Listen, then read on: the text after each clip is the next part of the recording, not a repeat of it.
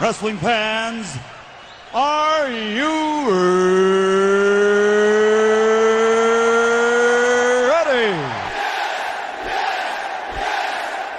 For the thousands in attendance and the millions watching around the world, let's get ready to rumble! I'm back, so deal with it. Let's do this! Finally, The Rock has come back! Live TV is awesome. The spirit of Ultimate Warrior will run forever!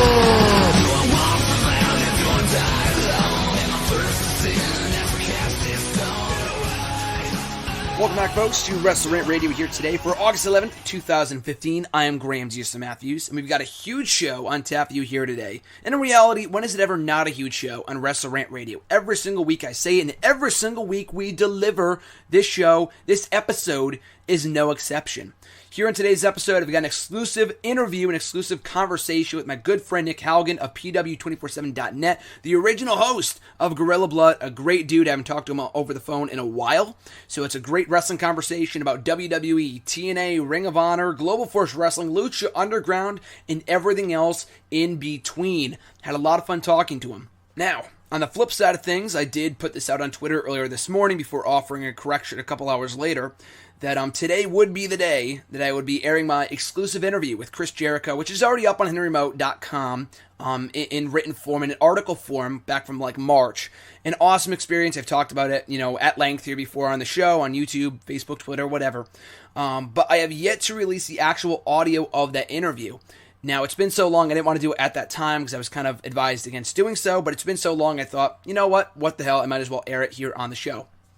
However, but because the conversation I did with Nick ran so long, and rightfully so, it was a great conversation I'm sure you guys are going to enjoy about all things wrestling.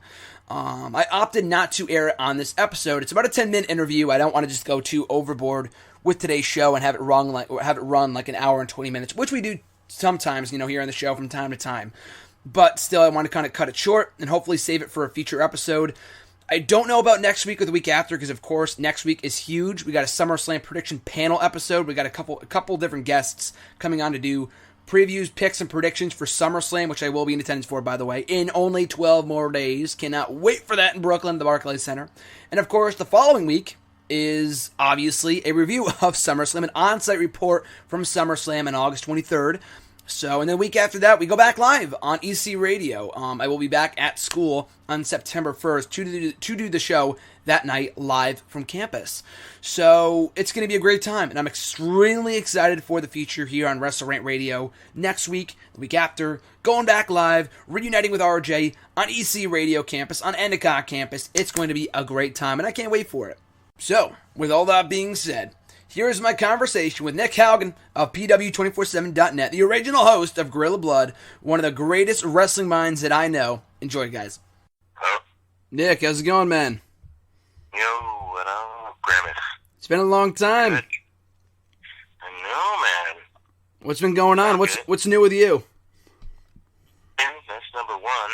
And then renovating my house. We added a couple A-bed room in the back. So that's pretty much what I've been doing since October.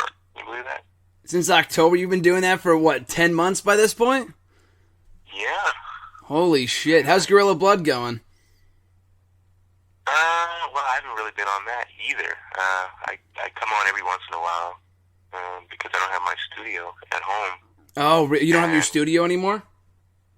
Well, we're putting it up. We're putting it back up. But, oh, gotcha. I've been doing it at NBC, and then sometimes I can't because then they rent out the studio. So I rarely get on. Sometimes. You still watching regularly? Harry. Yeah, Harry. Yep. Yeah. So if you're not on the show on the regular basis, are you still watching wrestling or no? Here and there. You watched Raw last night or no? No, I didn't watch Raw. Raw blows anyway. So give me your current thoughts on the product. What's your thoughts lately on what's been going on, from what you've seen anyway? On Monday Night Raw? Yeah, just WWE in general, yeah. Well, number one, the the first thing that pops out, in my head is the NXT product. Yep. It suffered. You think so? The passing of Dusty Rhodes, yes. Mm-hmm. I think the writers and or WWE brass, whoever that may be now, because who knows? Yeah. Has definitely changed the product over at NXT, and not to mention that most of their top guys are now on the main roster. Like Owens, some of the guys that made NXT, in my opinion. Yeah. Now on the main roster now, and it's just suffered. And I don't know if it's Dusty or those guys going to the main roster or the WWE brass changing things up with the writers and whatnot, but it just seems suffered, in my opinion, and I don't watch it often anymore. With Monday Night Raw, I mean, what can you say about Monday Night Raw still? It's overly scripted. Storylines are less than impressive. The wrestling is non-existent. I mean, we cheer and get happy to see Undertaker come out. We cheer and get happy when we see Triple H and Stephanie McMahon make an appearance, when Vince makes an appearance. Linda McMahon was spotted a couple of weeks ago, and we got excited about.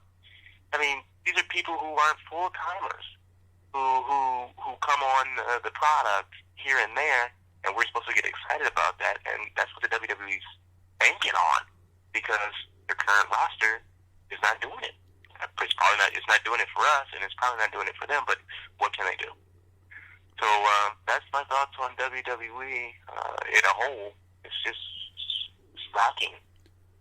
Well, going back to your point about NXT, and this kind of ties into the main roster too, you made a good point in that Owens, the women too, a lot of their top stars that kind of made NXT what it was have gone on to the main roster. Who do you think, other than Balor, who's their current NXT champion, who do you think is going to kind of take over as the quote-unquote face of NXT in the near future? Who do you think? Are there any top prospects in your mind?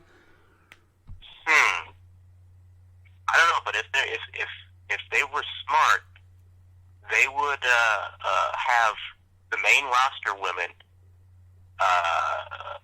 battle on both. I mean, that's what I would do. Mm-hmm. Because the NXT product, I mean, when it was solely the NXT product and not, rush through the main roster like they're doing now, in my opinion. I like the slow build of a character. That's what makes things interesting for the wrestling fans, because that means we're invested in that character, right? Yeah, exactly. But when they rush into characters, this is my opinion, no foundation or whatsoever other than in my own mind. When they rush through characters, we're not invested in them anymore. We can care less. And I think that's how we feel about John Cena. Well, most our current wrestling fans, that's how we feel about John Cena. Mm-hmm. He was just rushed. Roman Reigns, prime example. So when you say who do you feel will be the next up-and-coming women athlete or wrestler on NXT, I don't know, because the change of things now at NXT, like I said, I would have the Divas and the women NXT battle each other out. Build that division. I mean, it worked for the knockouts over at TNA. That's what I would do. I would love to see the Divas and the NXT women just go head to head. Well, speaking of the women too, since in the last month or so, since they called up Charlotte and Becky Lynch and Sasha Banks, they've been kind of doing what they've been calling the Divas Revolution, giving them more time, giving them some more promo time and stuff like that. I think you hit the nail right on the head with the character development. That's what they did so well with them in NXT, and they still need to do on the main roster. But what have your thoughts been on what you've seen so far from the Divas Revolution, as WWE is calling it? Love it. And Vince promised this on Twitter a while back. Someone came on Twitter and said, more time for the women, more time, because someone was a foreseer. Yeah, just keep watching or something like that, right? Yeah. Yeah, exactly. And Vince was like, oh, it's coming. And people love it. People want change. There's not a whole hell of a lot going on in the men's division of WWE. Same old characters, same old wrestling, same old storylines, just same old. We want something fresh. So when they brought these women on from NXT, Sasha and Becky, all of them, when they brought them over, it was a breath of fresh air. Even though we saw them before in NXT, we were invested. Like you were, we were invested in these characters, just like we were invested in Kevin Owens. Mm-hmm. When they brought these guys over, we loved it. We loved it. I loved it. Now it's just up to the WWE to properly use them, which so far, I mean, they are for the most part. But let's see if they can continue to do it. And the landscape of WWE's Divas department is probably what's going to hurt the NXT women. There's just not a whole hell of a lot you can do with them in the main roster. That may hurt them, in my opinion. They got to allow. I don't see why any NXT wrestler would want to go to the main roster. They were having so much fun on NXT. I mean, I know that's the big payday and that's the goal to get to the main roster, but I don't know. I mean, it's proof evident when back at WrestleMania in the Silicon Valley, Levi Stadium, when the whole backstage of NXT was filled with main roster talent because they wanted to see what was going on in NXT. Mm-hmm. And there was a report saying late last year that the main roster was upset with the NXT roster, or the NXT, main guys over there, Dusty Rhodes or whoever it was, because they were getting all the attention. Remember that story? I mean, so if I was an NXT talent, honestly, and I know it's a huge payday, a huge bump in the a raise and all that to get on the main roster, but if you're really passionate about the industry and the business and love your career, I don't see why you would want to move, honestly. It's funny, too, because Finn Balor, who, like I said, the NXT champion currently, I don't know how long ago he said this. I'm pretty sure it was recently. And he said in an interview, people have asked him, how long do you think it'll be before your main roster bound? And Finn Balor's a guy who just has star written all over him. He's so good in the ring as a character. And but he said in the interview that, I'm really in no rush to get to the main roster because I'm having so much fun right now in NXT. So I think he's a prime example of a guy that really does not want to move up. And like you said, it's all about the money. At the end of the day, it's a business, so I understand why they would want to move up. But even the women, I feel like they didn't really have any desire, other than, to be on national television or whatever, to move up to Raw and SmackDown because they get so much more time and time development, character development on NXT.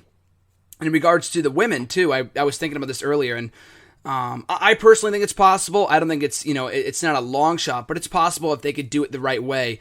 I want to get your thoughts about specifically Sasha Banks and Charlotte, just the women in general, maybe, potentially headlining an episode of Raw one day. Do you think it could happen? Of course. I mean, a couple of weeks ago, didn't they have two women's matches on Raw? Now, when was the last time we seen that? If ever. Mm-hmm. So, of course, I mean, it's a whole movement with the women's wrestling right now. We had TNA Knockouts. We already know about them. They're amazing. GFW women, they headlined one of the TV tapings this past July, and it'd be foolish for WWE not to take advantage of what's going on in their surroundings with the women's wrestling. And having these NXT women's wrestlers as developed as they are, wrestling-wise, gimmick-wise, whatever, what have you, it'd be foolish for the WWE not to headline. When they did it back at NXT Taking Over, whatever show it was, they headlined that quote-unquote pay-per-view for NXT. It stole the show. Did it not? I mean, it was great. Mm-hmm. It was one of the best matches on that card, if not the best matches on the card. So it'd be foolish for WWE not to. And especially, like we talked about before, the men's division of the WWE main roster is just so lackadaisical. It's just getting tiresome. It's boring. Mm-hmm. Well, you mentioned before, too, I mean, in regards to the women, it's not something that's going to happen overnight. I think it's something that if they could build to over time, because right now they're giving them more time. As you mentioned, they finally have more than one segment on the show. Sometimes they'll get more promo time. They'll get 2 matches on the same show, and 2 really good matches, too, not 2 throwaway 1-minute matches that don't mean anything. Both of these matches that we're getting on Raw nowadays are really good, and they're finally giving them the time of day to kind of develop their characters, develop their in-ring skill, so it's awesome to see. So I think it is something that we could see over time. But you mentioned Global Force... And don't forget about Ronda Rousey. Oh, God, absolutely, yeah. Yeah, with WrestleMania and Stephanie McMahon, and she's the most dominant UFC fighter, period. Yeah. So they need to work on that. I mean, they need to use it because she was there. Use her. Yeah. Well, speaking of Ronda Rousey, she did I think an interview or an AMA on Reddit or something like that the other day, and someone asked her if we would ever see her again in a WWE ring, and she said absolutely. It's more a matter of when than if, and if she can. I think it's probably going to be after she's done with UFC. I don't think they're going to allow her to do it. But what are your thoughts on Ronda Rousey potentially, not joining WWE but doing a match someday? Do you think it's a possibility for WrestleMania 32 next year? I think it absolutely will, Graham, and here's why. Well, first of all, Dana White said it would never happen. Dana White, UFC president, said it will never happen. I think that's all smoke and mirror. It's already done. Rousey is the face of UFC. We know that. Yeah. She is. She made her appearance at WrestleMania 31. Putting Stephanie in the armbar, whatever it was, and it'd be foolish for Dana not to let Rousey go to 32 and be a part of it yet again, because I think the UFC needs the WWE. It's getting I mean, UFC is over, no question about that. But how much more could it be with the WWE fans, or wrestling fans for that matter? UFC needs the WWE. It needs wrestling. I mean, it needs it, and Rousey likes WWE. She's into it, and I can see her definitely being a part of WWE. Like you said, after her UFC career, which who knows when that is. She's undefeated. I mean, what else can she do? Yeah, exactly. Yeah. Do you think, like you said, she's undefeated, so, and there's been a lot of rumors dating back to WrestleMania this past year about her wrestling next year at WrestleMania, but with her being undefeated and the whole Dana White thing that recently happened on Twitter and the whole fake thing and people just going crazy over that, do you think that'll play a part in her not competing next year at WrestleMania? Do you think it's something like, as you said, we'll see Rousey in WWE after she's done with UFC? Okay, Mirror. This is all, I'm a big component of no bad press is good press, or whatever that saying is. Yeah.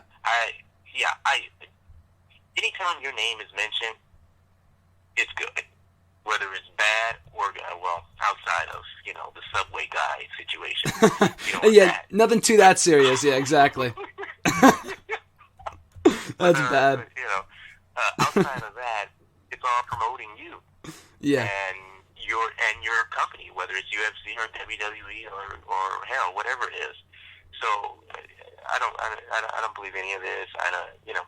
Any publicity is good publicity in my opinion. One giant work. It's a possibility. I mean, I guess we'll have to wait and see. We get a couple more months, but it's definitely possible. But, speaking of UFC and WWE, that brings up a great topic. CM Punk in UFC, signed back in December, has been training ever since. It looks like he might make his debut probably by not late this year, but early 2016.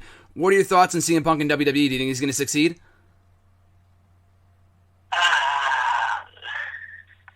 CM Punk, much like JR, in my opinion, I'm just tired of hearing about. I mean, if he's gonna do what he's gotta do it. And I mean, why am I don't know. I think he's gonna succeed. No, I don't see CM Punk as a mixed martial artist. Can he do it? Obviously, but I just don't see him as a mixed martial artist.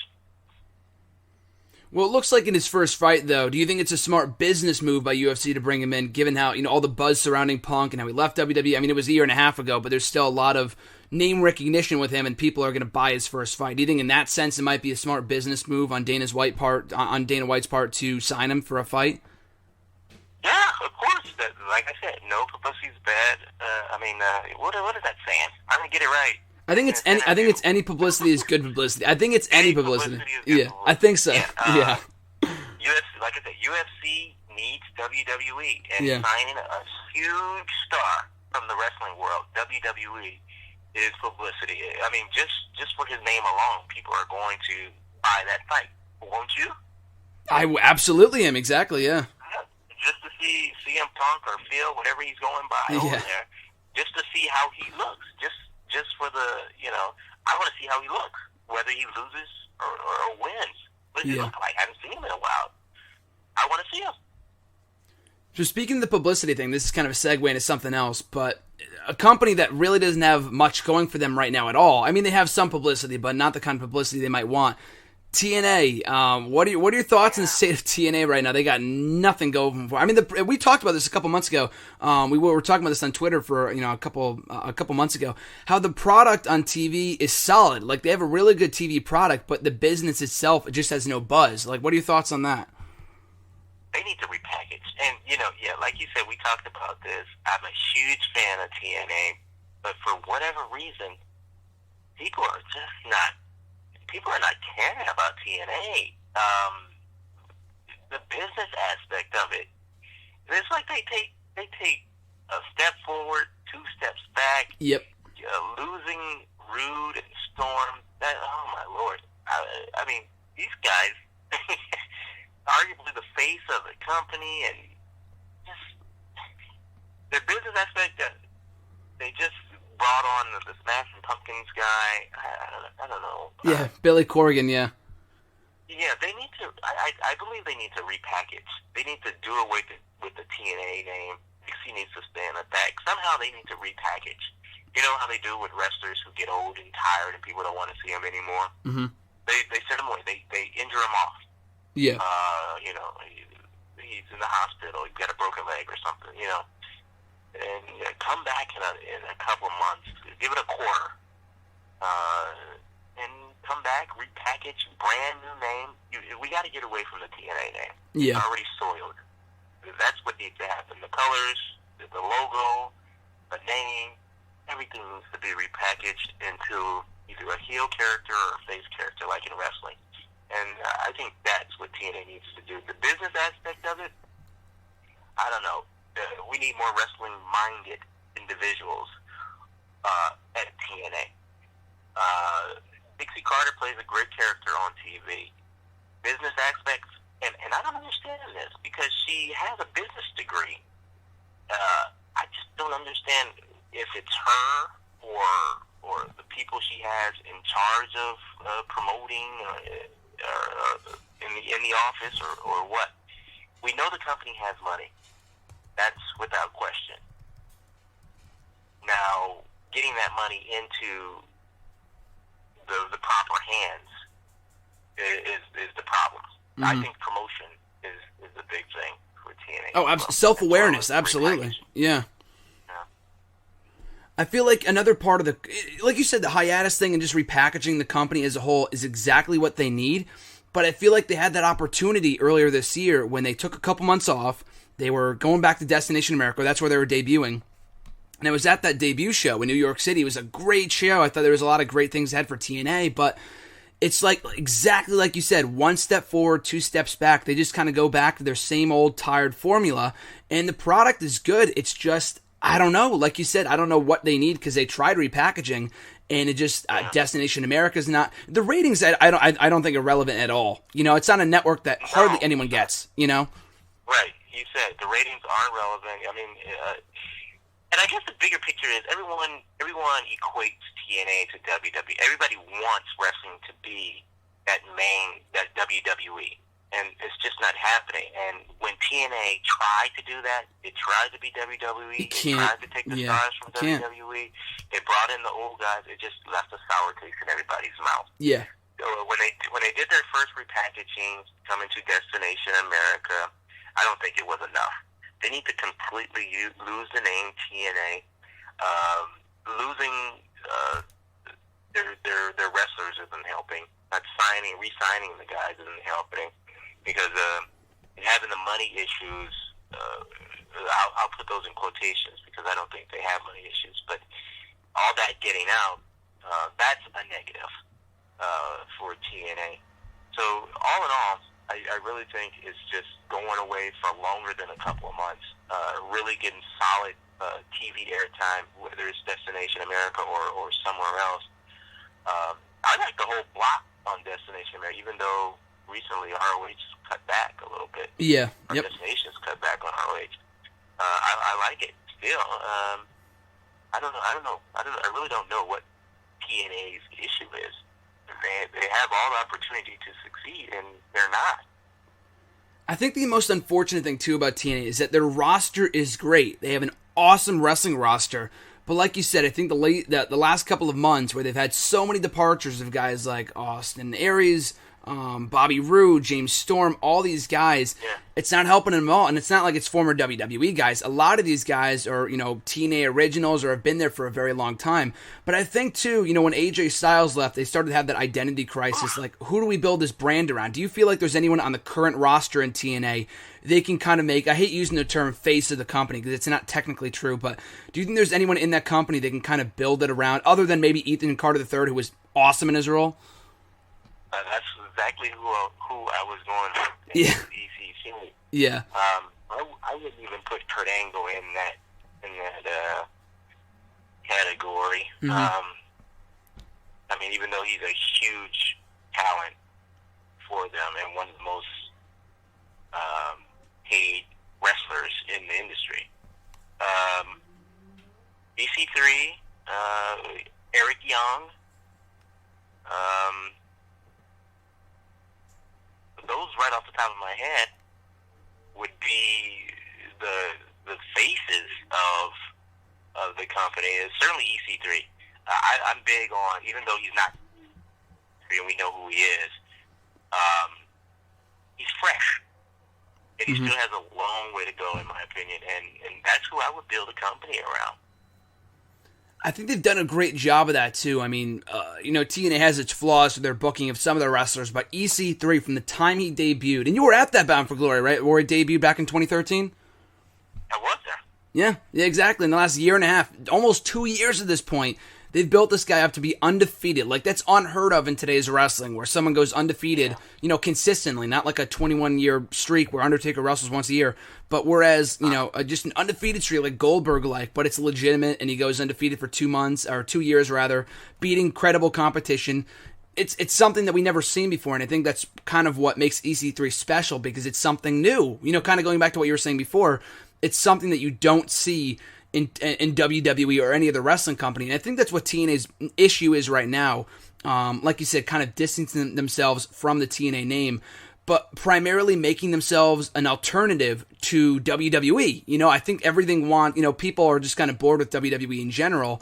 The general fan, whatever, the casual fan, but they want something new, and I think TNA needs to be that alternative. You know what I mean?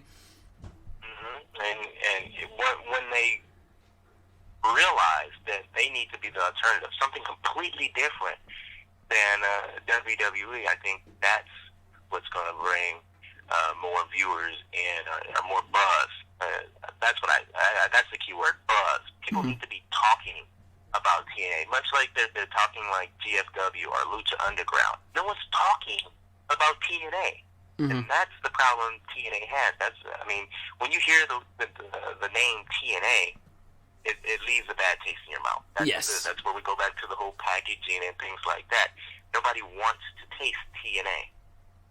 Bring us something else. Even if TNA has the best roster in professional wrestling, exactly. We'll never know, because that TNA word, we can't get past that wall. Exactly. It sucks too, because even though the TV product, as I mentioned earlier, could be as strong as ever, it's the best it's been in years. But because it's TNA, people will just, it'll bring back memories of when it was shit, when during the Hogan era and the Bischoff era, it just has that bad stench to it. You know what I mean?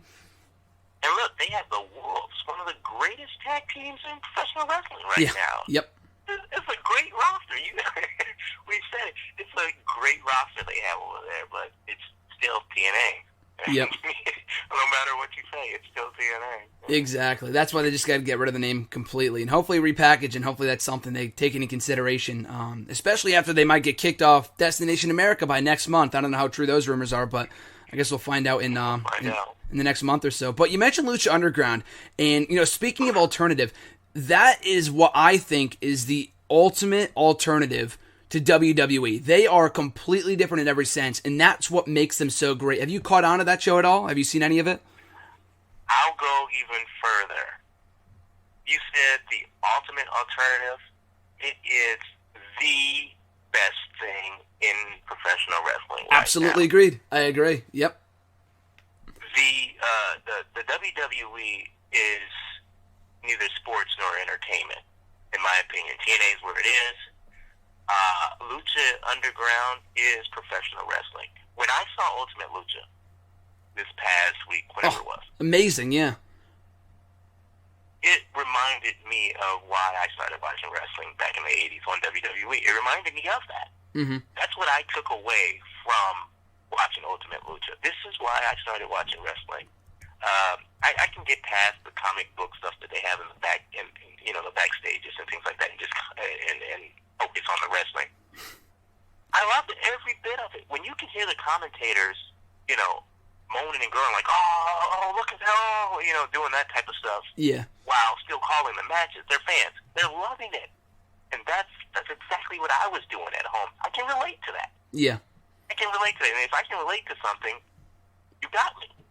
Mm-hmm. And I think they have, if you give Lucha Underground a chance, go in there, not thinking WWE or TNA, you're going to walk away saying this is the best thing in pro wrestling. And I've heard fans of WWE, long-time fans of WWE, long-time fans of professional wrestling, who wouldn't give Lucha Underground, who wouldn't give TNA, who wouldn't give any other independent wrestling promotion a chance, who watch Lucha Underground, and they're all saying the same thing. This is the best wrestling promotion that's out there. It's even better than NXT now. It is, yeah. It's just the best thing that's going for professional wrestling. It's awesome too because the in-ring action week to week is just so exceptional. But it's not only the matches either, because the Ring of Honor has great action too. But what I think makes Lucha Underground so great is that, going back to the whole TNA WWE discussion, they know exactly what they are, and they stay true to that. Even the corny stuff and the backstage stuff, you'll see, Drago, blow up in a smoke of fire backstage, but they know what they are. It's they're in their own little universe. And it's like, that's, reality TV is tough enough and Total Divas. That, not that shit. This is what reality TV is. They know exactly what they are. And that's why it works so perfectly. And you go to a guy like Dario Cueto, the authority figure for that promotion. He's a guy that had no wrestling experience whatsoever. He's just an amazing actor. And he fits so damn well in that role. It's amazing. Every aspect of that show is so great to watch. And there are people out there, unfortunately, that won't give it a chance because they're so used to the tried and true WWE or the tried and true TNA or whatever. They won't give any other promotion a chance. But I think it's just kind of getting the word out there that it's so great. And here's another thing on Cueto. I bet he doesn't focus. I bet he lets someone else focus on the wrestling aspect. Let him handle the promotion and getting the word out for Lucha Underground. But anything wrestling related, storyline related on what the wrestlers should do, the whole performance inside the ring, I bet he doesn't even touch it. No, not at all, I'm sure, yeah. He doesn't know. Yeah. He doesn't know anything about it. And that's what a great promoter would do. Bring in people who know what they are doing, and you keep your nose out of it. Do what you know. And that's either paying the bills or the business aspect, promoting, and whatnot. And that's why, like you said, they know who they are. And they're not trying to be anybody else. You take it for what it is, or you don't take it at all. Mm-hmm. And I'm taking it.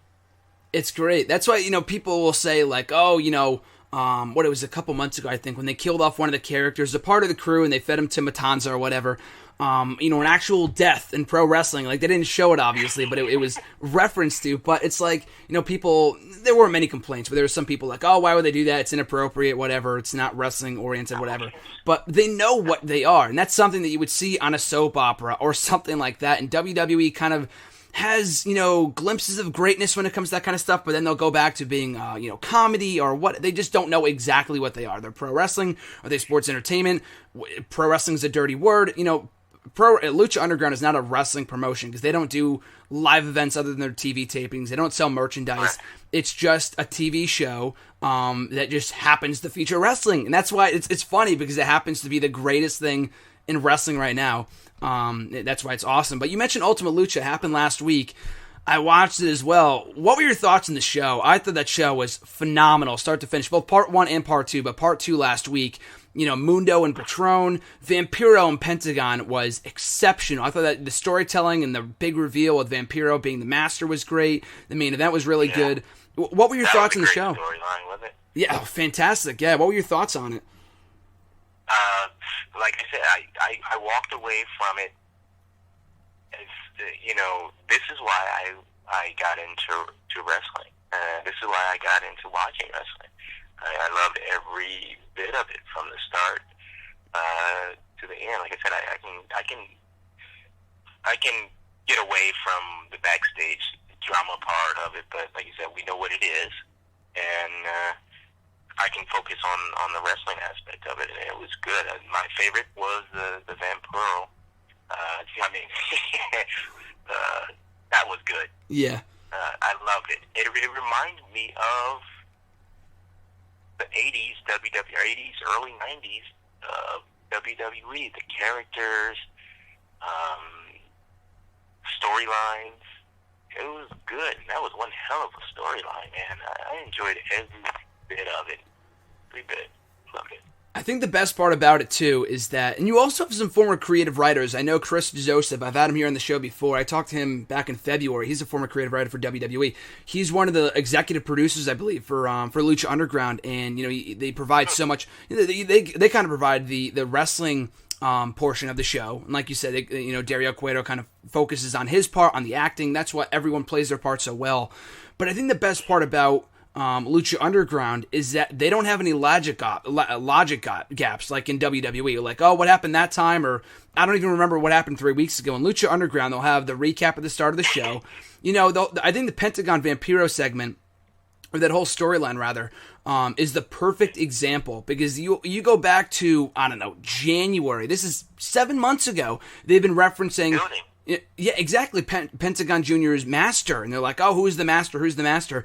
And they finally do the big reveal on the show. And it just so happens to be his rival, Vampiro, because he's trying to put him to the test. And they have this amazing match, and they want to bring him over the dark side.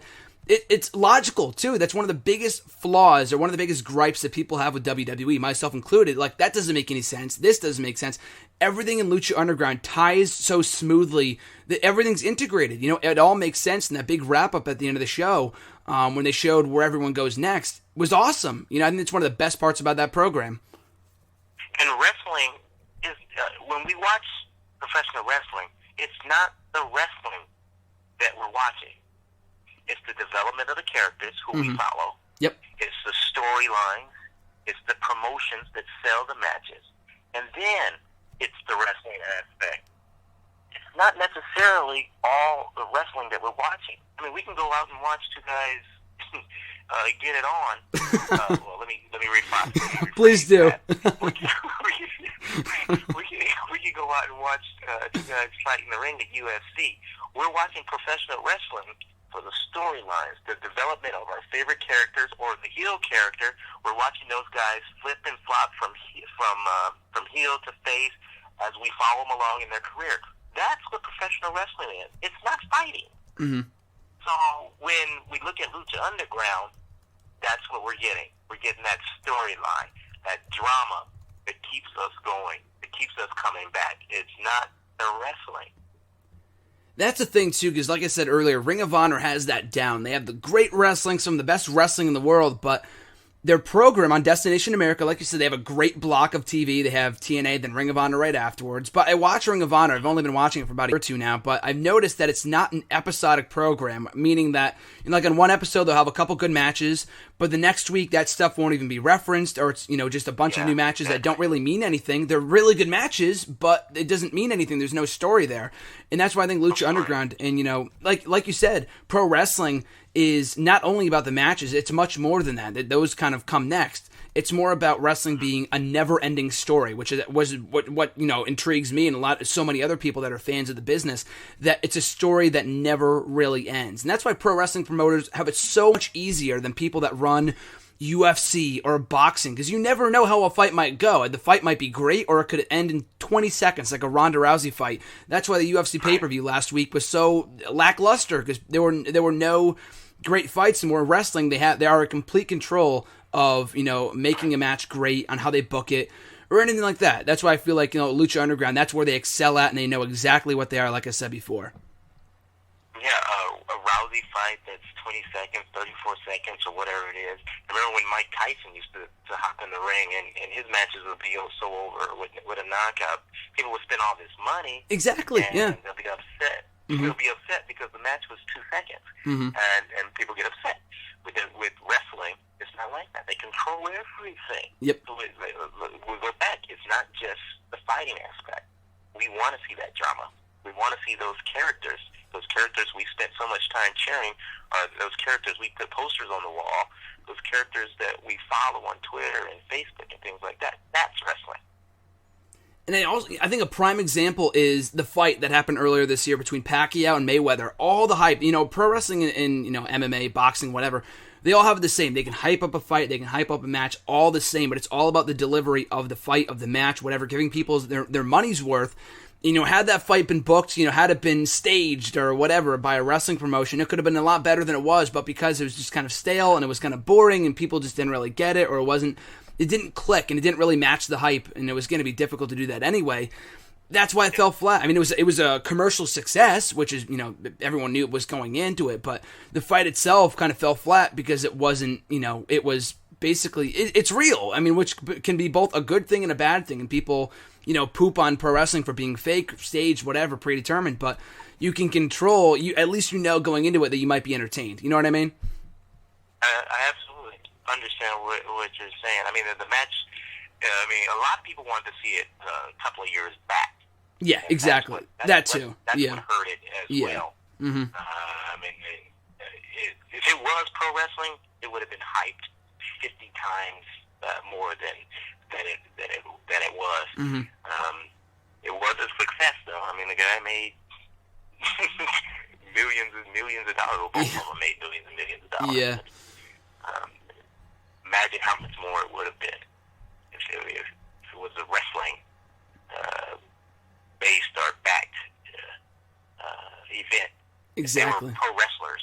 Mm-hmm. That would have been amazing. It reminds me a lot of Cena and Rock a couple years ago. Not the greatest technical match of all time, but they spent a year on promoting that match all over the place. Beyond wrestling, not even wrestling fans were talking about it. Everyone was talking about that match, and that's why that pay-per-view did so well. But the match wasn't 2 minutes because Rock just beat the shit out of him. It was like a 20-minute, a memorable match. That's exactly what where that kind of promotion and the booking of these matches comes in. You're absolutely right. Rock Hogan. Exactly. That's another match I was thinking of. Yeah, exactly. It's great. But, going back to Lucha Underground for a second, the big question right now is that whether they will get a Season 2. Now, I think the money might be an issue. They need to find funding, I think, is what the problem is. Or find a network to do the show on. They don't want to settle for a lower budget because that might hurt the quality of the show, so I absolutely understand that, and I don't want to see that suffer, so that's great to see. But do you think that there will be a Season 2 of Lucha Underground at some point in the near future? They should. Whether it happens or not, that's to be determined. With all the buzz, and that's the key word again, buzz, people talking, and they know people are talking about it. I don't see why El Rey wouldn't re-up or re-sign Lucha Underground. And if Lucha has to go to it, I wouldn't change anything. I wouldn't go to another network. I wouldn't do anything. But if they had to, I would. The company is a huge success.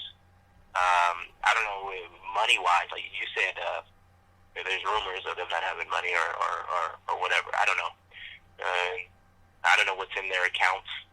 I don't know how they're paying their superstars.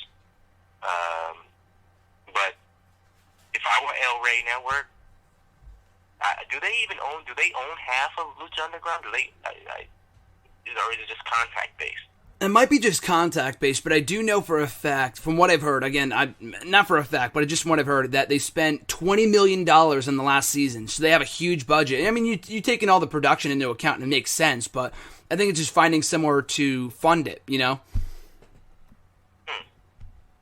Well, $20 million in wrestling industry terms, that's not a whole hell of a lot, in my opinion. Mm-hmm. I mean, it's a lot of money to you and I, obviously. But yeah, of course. Yeah. I mean, WWE is paying one wrestler more than that. Of course, they have national sponsors and things like that. Yeah. And money coming in left and right. I think they can run Lucha Underground on half of that. I mean, the wrestlers, they have some big name wrestlers on there, but the company is still growing. I mean, this is their first season, their first year. Mm-hmm. The company's still growing. I think they can get away with half of last year's budget on revising Lucha Underground.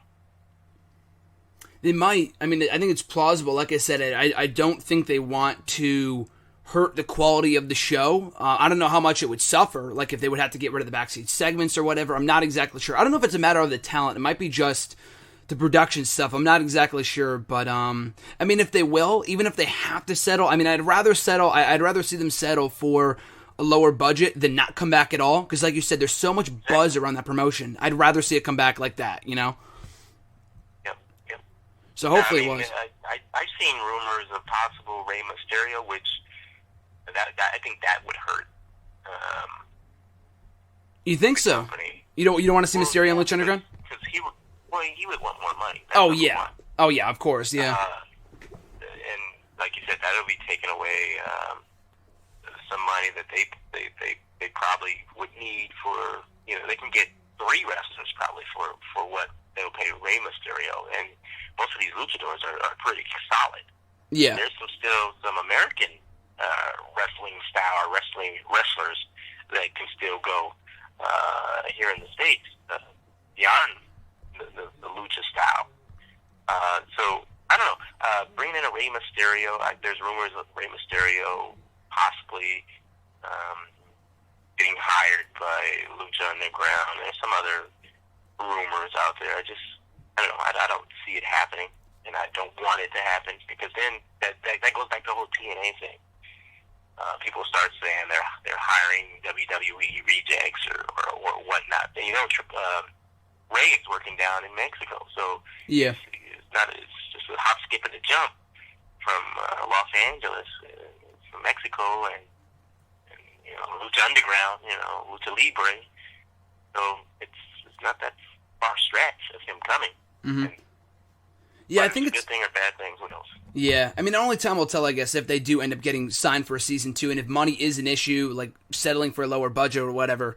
You make a good point, because I think it'd be a great get for them. He kind of fits the style perfectly. They might be able to limit his schedule as opposed to in WWE, whatever. So it'd be a big get, because everyone knows Rey Mysterio. But like you said, the amount of money they might be paying him just to be there, and Del Rio's another guy they're going to be probably paying a lot. But a prime example, I was at an indie show last weekend, and everyone's autograph was like, even Del Rio, a couple people, Mick Foley, Matt Hardy, they were selling autographs for like $20-$30. Rey Mysterio was selling, they had combos. You can get an autograph and a picture for $75 for Rey Mysterio. And I mean, they were making money off the kids and stuff. They were selling the masks and all this other stuff. But I can only imagine how much money he would be wanting from Lucha Underground if he ended up signing with them, if they were to come back for season 2. So yeah, you bring up a good point as to whether, even a Hogan, who they thought might be a perfect comparison, a guy who they thought when they brought in, who is pro wrestling, whether people like him or have no feeling about him whatsoever, he is pro wrestling. And they thought when bringing him in 2009 would launch their brand up to superstardom. And it did for like a week or two in the first couple weeks of 2010, and then it just kind of died from that point forward. They gave him way too much power. Now, I'm not saying that's the issue with Rey Mysterio, but they were paying him way too much money by the end to even justify him being around. Where by the end, and not to mention that he'll probably we'll go back to WCW days when the talent had total control of their character, their gimmick, And would you think Ray would want that? And I think that's a problem. Yeah, that's a good point. Maybe. I wouldn't be surprised. I mean, at this point in his career, I wouldn't doubt it, and if it definitely would pose an issue. But yeah, that is a good point. That's kind of what caused WCW to fall. Exactly. Yeah, and I believe there will be a season 2. They should be gearing up for the tapings of that season 2 shortly too. I mean, if they want to get it out, and what network? Hopefully it's El Rey. I don't want any change. Only a change would hurt. Yeah, if it ain't broken, don't fix it. Exactly. But also a company that we didn't really talk about too much about, but you did mention earlier, that has some buzz right now kind of getting up and going, and that you went to the tapings, Global Force Wrestling. So first and foremost, how was the show that you went to a couple weeks ago? It was 4,000 to 5,000 people, first TV taping for the company. Amazing. Yeah. The buzz, even in the arena, was dude, I loved every bit of it. From I mean, we did a pre-show there, mm-hmm. and the line was damn near wrapped around the whole entrance part of it, and they just kept coming. They just kept fouling in, and it was like, when is it going to stop? So we can get in there to watch the show. And much like the TNA, I'm not going to say much like TNA. When I went to the Bound for Glory for TNA, they had a hard camera, and it wasn't many people there, so they set most people on the TV side so the TV can pick them up. Yeah, it didn't look too good. Arena, it was just bare. I mean, it was hardly anybody. Mm-hmm. It wasn't the case for GSW. Really? And that's I don't want to say it shocked me, but it did, because this is their first TV taping. I mean, yeah. How did they do it? Yeah. It's all promoting. It's all mm-hmm. promotion, and people knowing that Jeff Jarrett knows what he's doing, and people wanting an option outside of WWE and what TNA brings to the table. Mm-hmm. People want options. Yeah, for the first time in quite some time, we finally have options, because if you don't like WWE, there is TNA. If you don't like TNA, there's Ring of Honor, Lucha Underground, NXT, Global Force Wrestling, which will hopefully be on some TV network at some point. They have the tapings, already done. Like you said, you went to one of the shows. Do you think, it kind of goes back to the discussions that we were having before, do you think Jeff Jarrett kind of being in cahoots or working with Dixie Carter and TNA will help or hurt the brand by the end of it? Because TNA is kind of a dead product right now. I hope they do work together, and here's the reason why. TNA is established, be it, what it is. It's still established. Yep. A takeover of some sort. Do it how WWE tried with WCW and WWE. It would only help. It would help both companies, in my opinion. When the whole block of ROH and TNA went to Destination America, that's all people were talking about. Oh, let's a brand integration. Let's talk ROH run in on TNA and TNA run in on ROH. That's all people were talking about. People want it. We haven't seen it yet. Mm-hmm. We have not seen it yet. There's probably some indie promotions that done it. Yeah, of course there have been. But on the main stage, we have not seen it. And that's what we want to see. That's all we're talking about. We go back to the buzz again. That's what people are talking about. We want to see some sort of wrestling promotion and on another wrestling promotion on the main stage. Can you imagine GSW and TNA?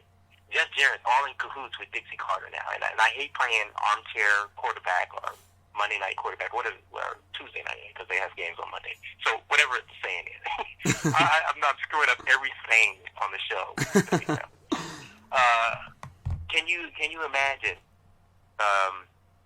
Jeff Jarrett in cahoots with Dixie Carter, and they're all chummy now, and then she stabs her in the back. He's in the TNA Hall of Fame, ends up stabbing her in the back, and here comes a whole DFW run in, and takeover about GSW takes over TNA for a week.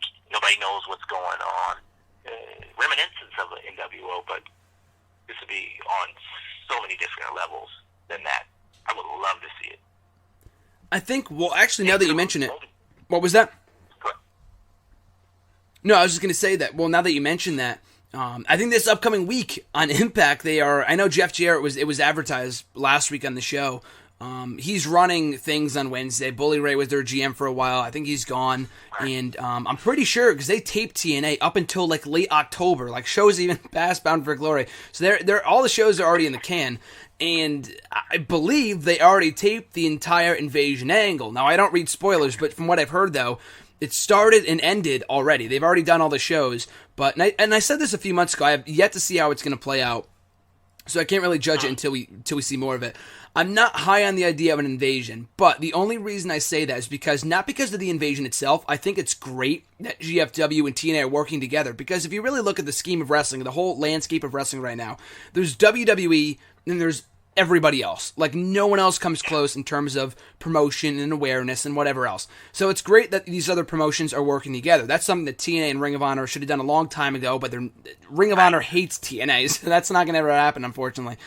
But, with Global Force, though, I think just with the invasion thing that I'm not just too keen on, or that I'm fearful of, I guess, is that because we've seen it so many times before and it's never really worked out, with the invasion in 01, like you said, it kind of started out well, but the execution of it was so poor. I think that's what I'm afraid of come this GWF invasion. See, that's the problem. It didn't work out too well for what promotion, what brand. It was WWE, who during that time, I mean, it started off well and good, but they didn't know what they were doing. Yeah, exactly. If you were Vince McMahon, would you combine WCW and WWE? No. Why? Even on a business aspect, it doesn't seem smart to me. Mm-hmm. Yeah, you're spending more money with two rosters, two different arenas, and putting on two different shows with Nitro and Raw, and then you got SmackDown and what was it, Thunder or whatever they call it, their other show. Yeah, you're sending the money out there, but keep the bank accounts separately. And I thought it was a good idea. And then when they brought in an invasion angle, they brought in some of the worst wrestlers. The talent was not there. The talent was terrible.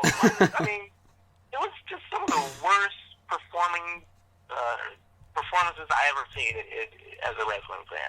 It's just terrible. I think you'll see something completely different. First of all, we don't know. Not a lot is known about the GFW roster. Yeah. Because Jeff has gone out and gotten he's getting talent from New Zealand, Scotland, Japan, Australia, Germany, South Africa. I mean, just all over the world. And we know who the TNA guys are. I think an invasion angle would work great, knowing there's actually a wrestler who's behind the promotion and knows what he's doing, I think with the original invasion in WWE, I think the original plan was to have SmackDown, which eventually came, soon after, or was already established by that point, but make it two different brands like it eventually did, but have SmackDown be the WCW show, as opposed to doing, like you said, Raw and the Nitro, whatever. I believe the original plan was to do like Nitro, so to speak, on Thursdays and do that as the WCW show. And that would have made so much more sense, because WCW, for as crappy as the booking was, they still could have made money off of them as an individual brand. But of course, as the story goes, that one match between Buff Bagwell and Booker T just killed any interest from WWE to do that when they headlined Raw. So I guess, but Vince is so, he sees one thing and it fails, and he just completely jumps the shark. He doesn't give it more time to develop whatever, but that was 01. It's a different time, so hopefully they can book the invasion differently. But you mentioned the GFW roster. Now, the biggest question right now, and I think they have a pretty good roster. They got a couple really good guys like Chris Masters, Lady Tapa, Justin Gabriel, a couple other, pretty good names. But I think the one thing the company is missing is that one big name. Do you feel like there's anyone in the free agency of pro wrestling right now would work as, again, I hate to use the term face of, but kind of as like the standard bearer of Global Force Wrestling? No, they don't need it. I mean, they in a sense, they already do. Bobby Roode, Magnus, Nick Halgan, which is, they don't need it. I mean, let's establish, and let's not forget, I talked about this, the lost generation of the WWE. Everyone talks about it, honestly. The Shelton Benjamins, the Chris Masters, the Carlitos. Chris Masters, Shelton Benjamin, they're there. Mm-hmm. These are the people we invested our time in the 90s that WWE forgot about or let go. They future endeavored. Remember? Yeah. These are the people that WWE got rid of. That we know, and we invested our time, like I said. So they have the names there. It's just getting the word out that they're there, you know, and people will come. I swear people will come. I'm there. I think it's just the common theme throughout the roster, which I think you make a very good point about, is that all the guys there include, I think Doc Gallows is there, a few other New Japan Pro Wrestling guys, is that all these guys, Masters, Justin Gabriel, Benjamin, as you mentioned, is a prime example of a guy that WWE never did anything with. And all these people have so much left to prove, and they can be great talents for this company, because WWE didn't do anything with them. They're all great guys. They're all great in-ring athletes and whatever. They're all great wrestlers, but WWE never used them to their full potential. It's not like in TNA they're bringing in, Scott Hall's well known, so let's bring him into our company. No, I mean, Scott Hall would be in GFW. I'm not to be hypocritical, but he wouldn't be wrestling, though. He'd be an alumni or an ambassador. That's exactly what TNA needed. They don't have ambassadors. Hulk Hogan, when he was there, when he was doing, appearances and stuff on television, he wasn't promoting TNA. People thought he was still in WWE. You know what I mean? That's what they need to do with these guys. Or himself. Exactly. Yeah, he didn't give a shit that he was in TNA. He's just happy he was making a paycheck. And I love Hulk Hogan, but I mean, come on. So, but still, no, I agree. Right. I just think the roster is great. I think they have a really well-rounded roster, and I think you make a good point. Is that all the people they have aren't just, a Del Rio. He did it all in WWE. Why would I care to see him in like a GFW, a new promotion? He's already done it all. I want to see someone that has yet to reach that level. You know what I mean? That's why I feel like the roster is really well-rounded. I'm looking forward to, hopefully they can get a TV deal at some point in the near future. Yeah, and bringing on these other guys, these guys that we've seen in WWE recently released within the last two years or so, it's just going to bring up negative comments, negative thoughts from haters. The WWE rejects. Yeah, exactly. WWE. Yeah, exactly. So why deal with that? Why deal with that? Just bring in guys you've seen and you believe in, who can fill your product, and let's start fresh. Let's get this new generation going. Exactly. I'm looking forward to it. And like I said, hopefully they can score a TV deal so we can see them on TV at some point in the near future. Because if the shows, as you said, are as good as you said they are, then I'm looking forward to seeing them. They were really good? They highlighted one of their hours because it was a TV taping. Yeah. 2 hours or 3 hours, whatever it was. I don't even know what it was anymore. But one of their main events, first hour main event, was the women's division. That's awesome. Yeah, Christina Von Eerie, Mickey James, and Lady Tapa. That stole the show for that first hour. Yeah. I mean, it was amazing. That's great. And, Jeff Jarrett, for all the things that people say about him, he has a wrestling mind. He has a mind for the business. I mean, he was never a draw. I'm not saying he needs to be their world champion. That's the biggest mistake he made in TNA. But as a promoter, though, I think he's been doing a pretty good job. He's getting the awareness out there. He's making people aware of Global Force, and I think that's the key with the promotion going forward. When he was the head of TNA, when it first, 11 years ago, 12 years, whatever it is, when he was the head of TNA, brought it out, made it the number 2 promotion in the world, everyone was talking about TNA. Yep.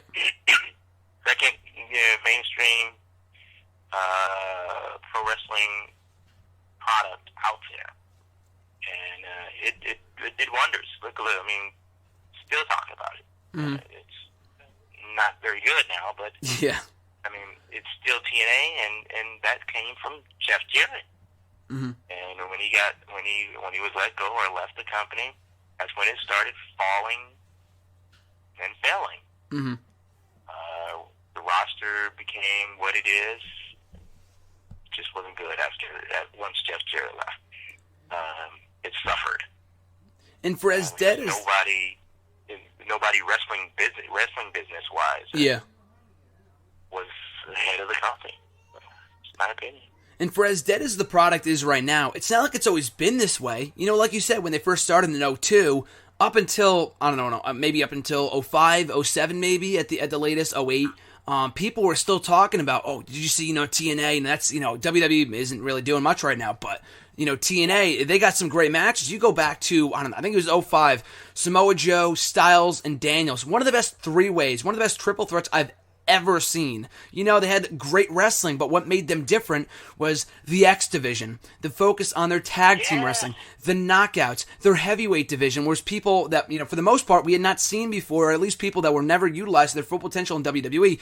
The Ron Killings, R-Truth, Christian Cage, all these other guys that were never really doing anything in WWE, but when they started, Angle is the exception to the rule, but after him, though, fucking Jeff Hardy, not even Jeff Hardy, all the guys after that, the Scott Halls, the Nashes, the Booker T's, people that did nothing for TNA, that had nothing to prove, they succeeded in doing anything for TNA, that's when it started to go to shit, So I feel like GFW, they have a chance, they definitely have a chance to kind of start off on the right foot and get people talking about their product, and, just devoting alone, like you said, devoting an hour alone to the women will make them different from WWE and be them, as Lucha Underground succeeded in doing, make them seen as an alternative in the eyes of the fans. Anyway, then, before we go off the air, anything you'd like to plug? The website, Gorilla Blood, anything else?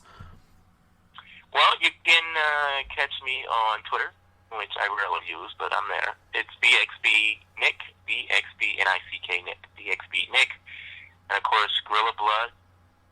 Tuesday nights, right after your show, here on PW247 NEC. Sounds good, man. Thanks again for coming on. Always great talking to you. Always, my man. I love talking to you, too. No problem, dude. I'll definitely catch you down the road, and hopefully we can get you on the show at some point in the near future. Of course, let's do it. Sounds good, man. Have a great one. I'll talk to you soon.